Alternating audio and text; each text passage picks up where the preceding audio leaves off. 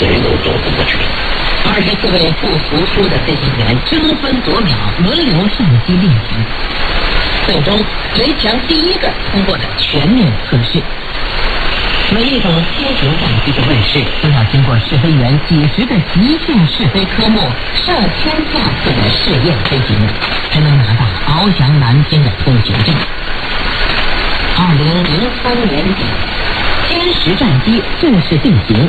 雷强自豪地说：“5年试飞中，歼10没有摔过一架。”比谁都可以说，是全世界电算飞机只有歼10整个试飞阶段没摔过飞机，那就说明什么？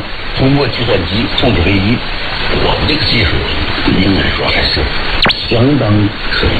我觉得应该在世界的航空史上都正宗的一个，是完全是靠本事，一点点数据工，完全靠中国人的这种行动。加班加点。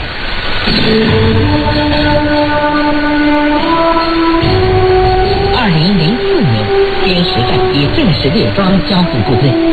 时任空军司令员乔清晨评价说：“歼10列装使我军装备实现了由多筋剑肘到得心应手的转变。歼10飞行员双手不离操纵杆，就可以完成目标捕获、导弹加载、目标攻击的完整攻击链。”在高机动环境下，牢牢把握稍纵即逝的战机。曾飞出歼10战机6项国内纪录的试飞员李中华，还清晰记得歼10战机列装时的场景。我记得当时后来接装的我们歼10飞机的总设计师宋文聪老先生，他非常感慨地讲了一番话，他说：“从设计到